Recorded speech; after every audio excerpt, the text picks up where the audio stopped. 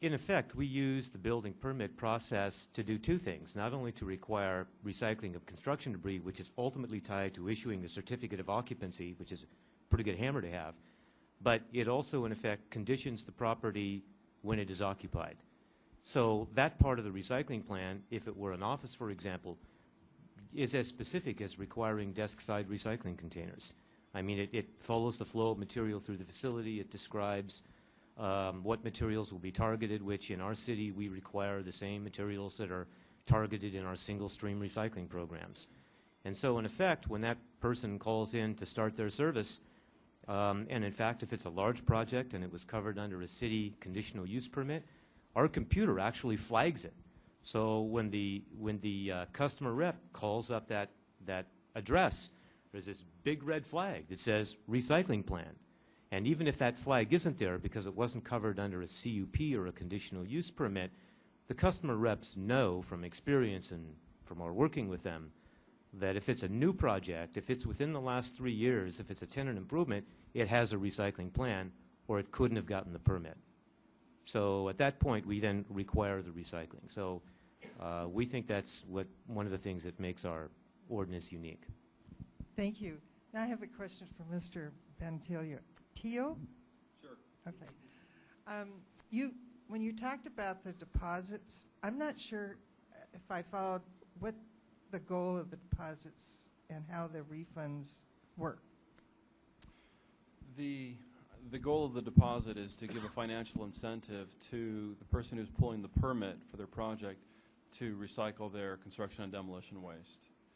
Now, somebody came into our office and asked a very similar question, slightly differently, and said, if you've got all these facilities in the area and they all recycle C and D, why do you charge us a deposit?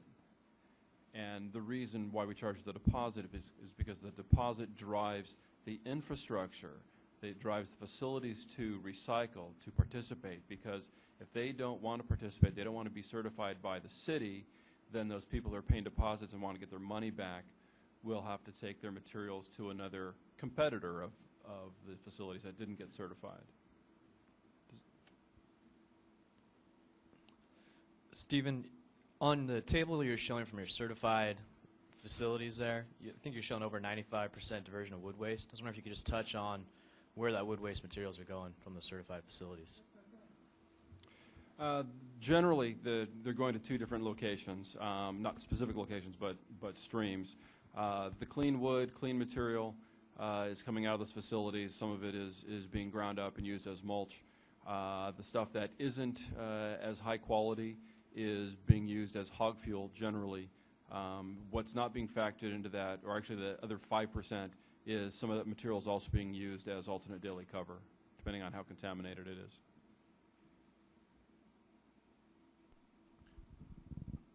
My question is to Mr. Ketchum, and it sounds like you have a very impressive program in the Navy, and I guess I was just kind of curious about other branches of the military, and I guess my question is, did the Navy do this on its own, or was this a local initiative, or was this something from the Department of Defense that would apply to all branches, if you will?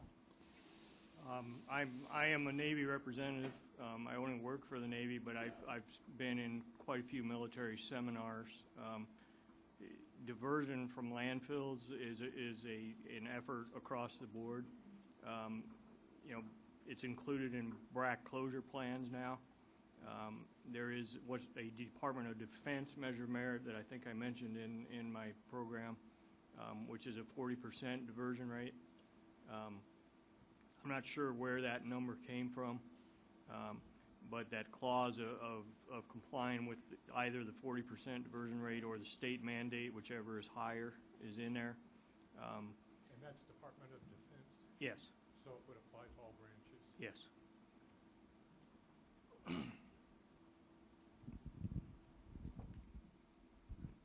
Bob Horowitz, Office of Local Assistance.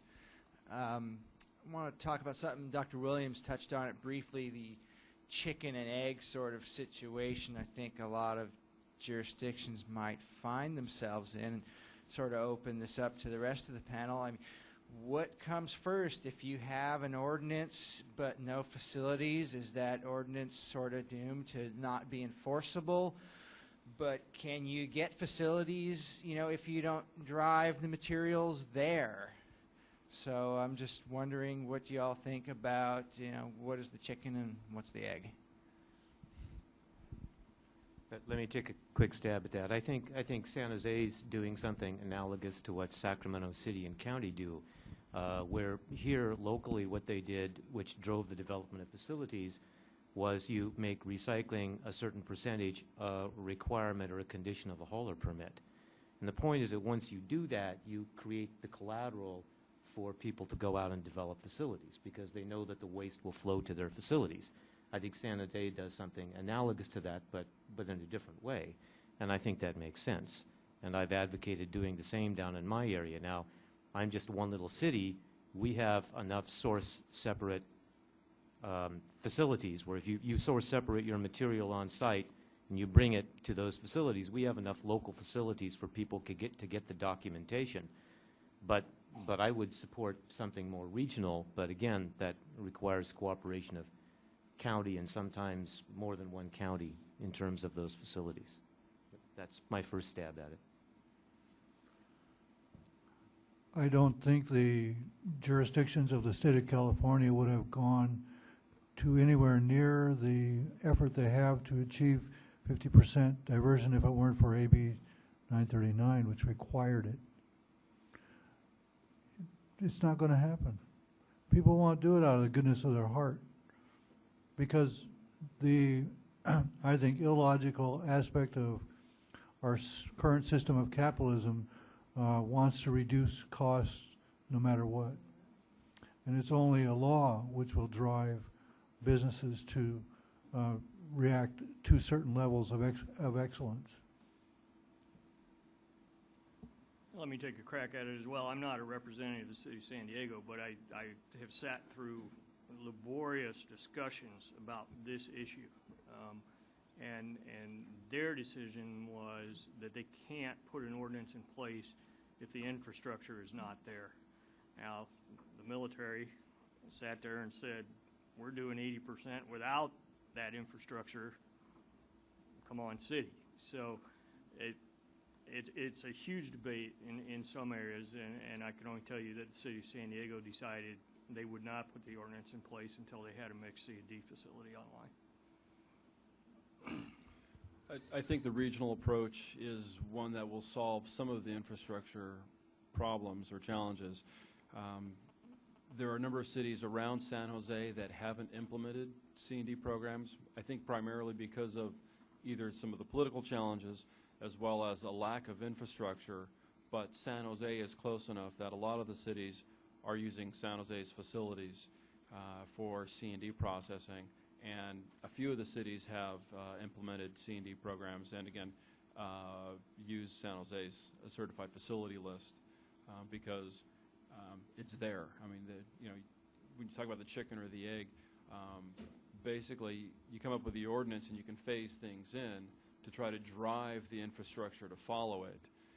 In our case, we had a good infrastructure, we just wanted to change it. So we put the ordinance in place, and then of course we've got an 8-page document of rules and regulations about certified facilities and what they're required to do. It's rules and regulations promulgated by director, meaning we can change these things over time as we see fit to begin to fine-tune the system and again try to manipulate the infrastructure to capture more of these materials that aren't being captured already. So it's different degrees of infrastructure, and you can work with whatever you have as long as you're looking at driving it with an ordinance or some other kind of mandate, if you want to call it that, and moving things forward.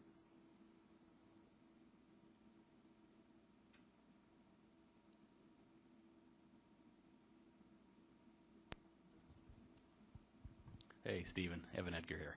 What's a key components of a certified facility when it comes down? Is it land use? Is it a waste board permit? What makes it certified and its recycling rate?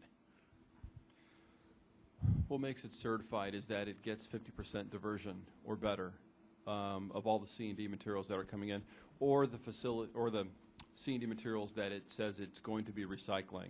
So when you look at our list of certified facilities, and there's brochures in the back of the room, it has a list of the materials that they say that they accept. Now, they might be accepting some other materials that they might not be certified for. We don't factor that into the calculation, but in order to get certification, the litmus test is that you got to have all of the permits that you need, whether it's the air board, the water board, the waste board, and CUP, et cetera. And then, of course, the demonstrated performance on 50% or better diversion. Yeah, and the follow-up question would be on once somebody's certified in today's age of land use and NIMBYism, what I'm seeing out there are a lot of new CD facilities in today's age on trying to get sited. It's so tough nowadays to do that. Had these facilities not been certified in the past, what would your projection be new facilities be certified in the future in today's permitting structure? Again, I think that depends on the type of processing operation that they've got, that they're proposing for that particular site. It is always, it seems, a political process. I did mention that some of our folks that we awarded grants to were unable to make use of that money, primarily because of some of the land use issues, and as well some of the personalities in our planning department. There's been a long history of some of this business between some of the operators and what's been going on in planning, building, and code enforcement. Yeah, that's what it sounds like. And of course, one of the facilities is located on the boundary of a neighboring city. The mayor of that city had also contacted our planning department and said, kind of over my dead body, will you do that there? Despite the operator already having the ability to put that operation in place on the original CEQA that they had done on the project.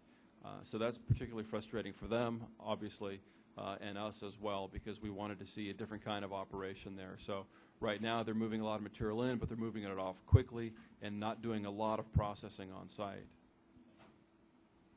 Because we're running short, we're going to take one last question, and then we'll have a 10-minute break. If you have questions after this, you can see them individually, or we have some cards in the back, and you can email us your questions, and we'll make sure that they get answered. Hi, I'm Dave Staub from the City of Santa Clara, and this question's for Dr. Williams. You'd mentioned that the San Diego County didn't have a disaster debris plan prior to the countywide fires. Have you developed one since, and if so, what type of elements does it contain? We are in the process actively right now to do so. We have hired a contractor who has very good experience in the Northridge earthquake disaster plan. One of the criteria are to have pre-existing contracts with haulers and processors, so that when a disaster happens, you already know who your contractors are. You don't have to go through a bid process. These people are ready to go. They will know where to take the materials. I'd be happy to send you our outline of this. Okay. Just one follow-up to that. Is that just for like unincorporated San Diego? Yeah. San Diego, or does that encompass everybody within San Diego County? It is our own jurisdictional disaster plan, but we will be taking this to SANDAG on the Technical Advisory Committee for educational purposes, hoping that they also, any jurisdictions that don't have this will use ours as a model.